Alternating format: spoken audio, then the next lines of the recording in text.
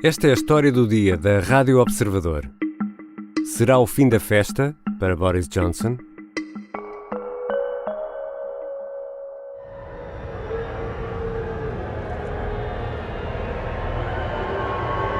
Este é o som dos apupos, ouvidos por Boris Johnson à chegada à Catedral de São Paulo, em Londres. O primeiro-ministro, vestido de fraque e acompanhado pela mulher, sobe a escadaria. É um dos convidados da missa de ação de graças no âmbito do jubileu da Rainha Isabel II. Boris Johnson não tem como escapar ao protesto de algumas entre as milhares de pessoas que tentam atrás de grades um vislumbre dos ricos e famosos.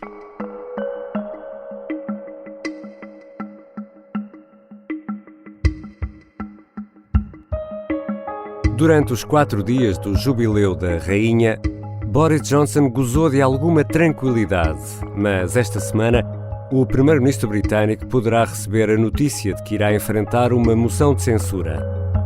O homem que liderou a campanha pelo Brexit e que conseguiu arrebatar o Partido Conservador pode agora cair devido ao chamado Partygate.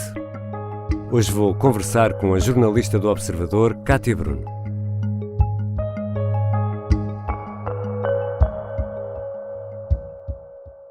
Bem-vinda, Kátia. Olá, Ricardo. Esta história hoje começa com uma festa? Começa com várias festas. Neste momento, eu já não sei exatamente quantas. Tenho a certeza que o relatório de Sue Gray detalha quantas são em particular, mas o que é certo é que foram festas rijas, com álcool, música, karaoke, pessoas até quase a envolverem-se fisicamente de forma intensa. Festa rija. Festa rija. E festa rija em período em que as festas eram proibidas no Reino Unido e em plena residência oficial do Primeiro-Ministro. Sim, à altura em que eram proibidas por causa da Covid-19, não só as festas, mas vários tipos de interação social. Basta lembrar que muita gente nesta altura nem sequer pôde participar nos funerais dos próprios pais, por exemplo. Os contactos sociais estavam muito limitados, mas em Downing Street houve não só uma série de festas, como festas que eram consideradas pelos próprios responsáveis em Downing Street como proibidas. O relatório de Sue Gray mostra que havia a consciência que aquilo não devia acontecer. This means that people can only see friends and family they don't live with or are in a support bubble with in outdoor public places. And of course in line with the rule of 6. E o caso até deu origem a multas. Sim, vários membros do governo foram multados, inclusivamente o próprio primeiro-ministro.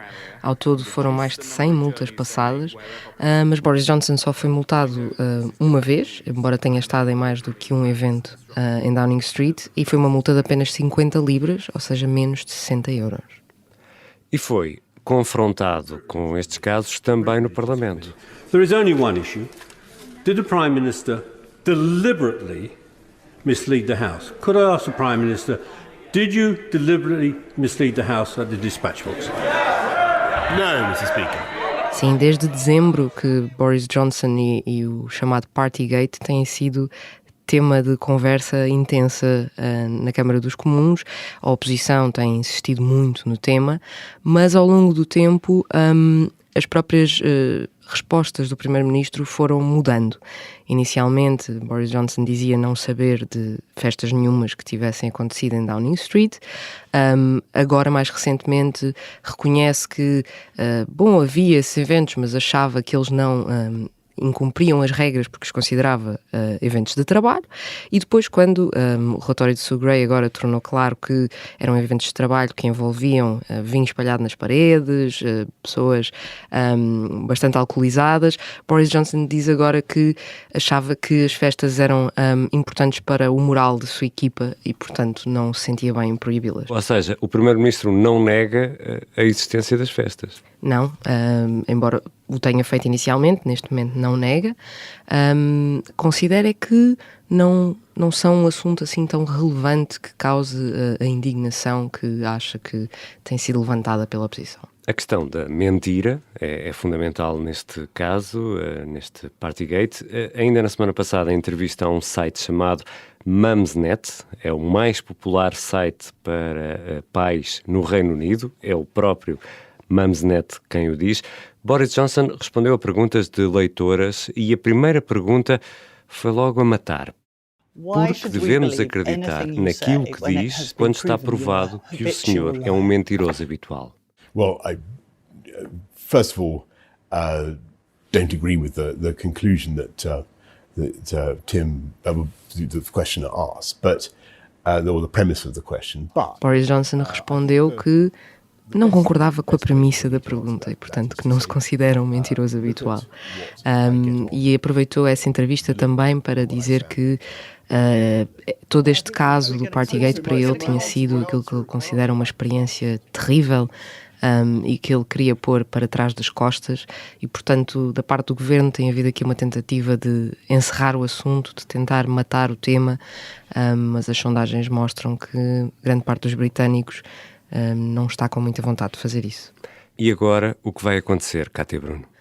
Bom, oficialmente não sabemos de nada, mas o Partido Conservador, o partido de Boris Johnson, é conhecido pelas suas jogadas de bastidores e pelas suas noites de facas longas. E nós podemos estar num momento de noite de facas longas.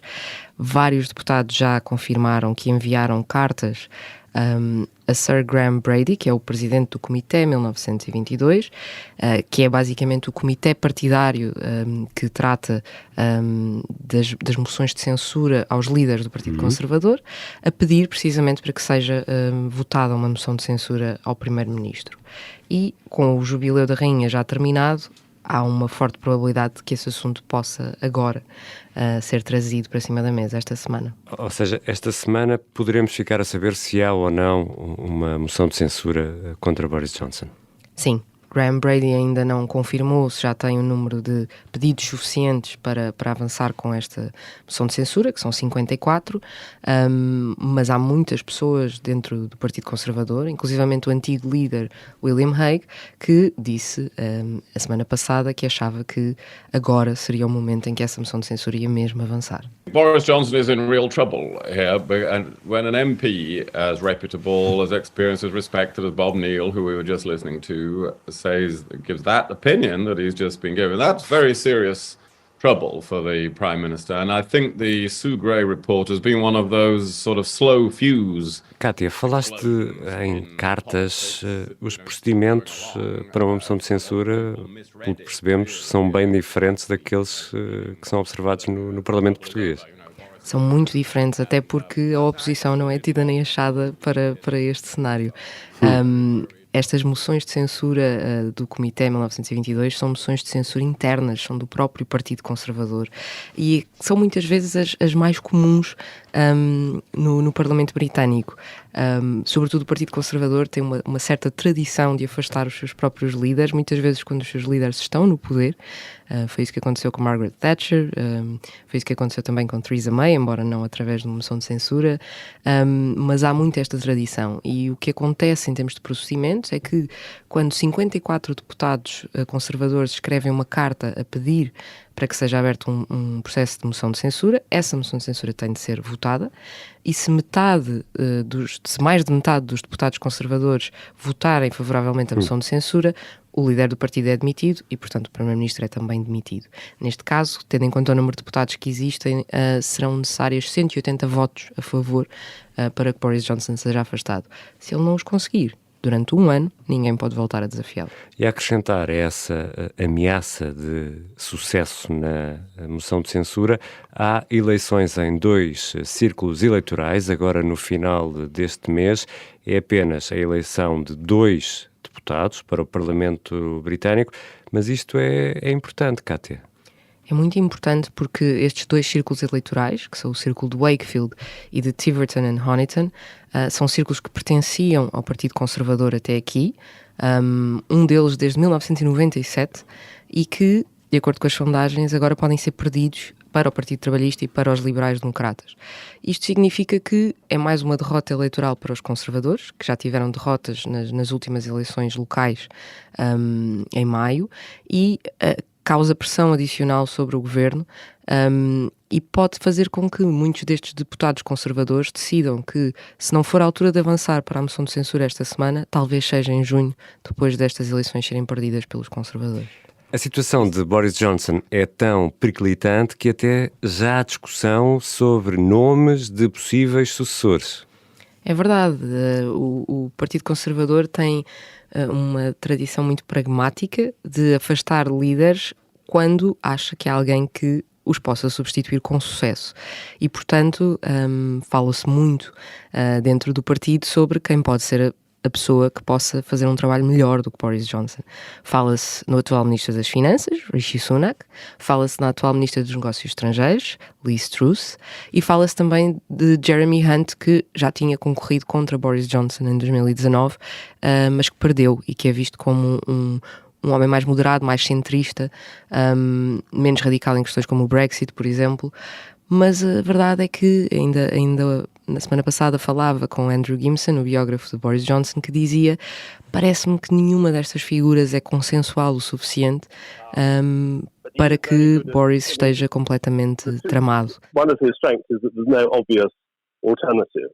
É como se não houvesse uma alternativa tão bem sucedida que faça com que o afastamento do Primeiro-Ministro seja certo. Boris Johnson, que também ele foi protagonista dessa prática que tem-se explicado aqui nesta nossa conversa de quase golpes palacianos no interior do Partido Conservador. É verdade. Boris Johnson foi ministro de Theresa May, foi ministro dos Negócios Estrangeiros de Theresa May. A certa altura demitiu-se porque disse que não concordava com a proposta que a Primeira-Ministra tinha para o Brexit, e desde então foi minando um pouco na sombra as várias propostas que May foi apresentando e que foram sendo chumbadas e rejeitadas pelos seus próprios deputados. E quando Theresa May foi sujeita a moção de censura, conseguiu vencer essa moção de censura, mas a pressão interna, na qual supomos que Boris Johnson terá estado muito envolvido, foi tanta que May acabou por se demitir ao perceber que não tinha ninguém no partido consigo. I tried 3 times. I believe it was right to persevere, even when the odds against success seemed high. But it is now clear to me that it is in the best interests of the country for a new Prime Minister to lead that effort. E Boris Johnson foi eleito rapidamente o seu sucessor. E agora, poderá ser o fim da festa para Boris Johnson? Poderá, no sentido de que a situação não é nada fácil. O contexto é de crise económica, uma inflação galopante, um grande descontentamento no Reino Unido. Boris Johnson está numa fase muito má nas sondagens. O caso do Partygate parece não desaparecer, mas há quem diga que Boris Johnson tem o condão de ser diferente da maioria dos líderes conservadores, no sentido em que tem um carisma tal que convence muitos dentro do próprio partido a nunca o abandonarem e a acreditarem que pode vir a ser diferente no mês seguinte. Portanto, vamos ter mesmo de esperar para ver. Obrigado, Kátia. Obrigada eu, Ricardo.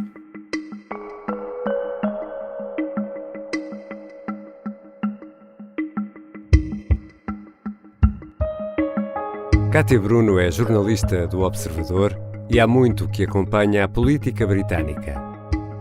Esta foi a História do Dia. Para este episódio contei com a ajuda do jornalista do Observador, João Santos Duarte. A sonoplastia e a música do genérico são do João Ribeiro. Eu sou o Ricardo Conceição. Até amanhã.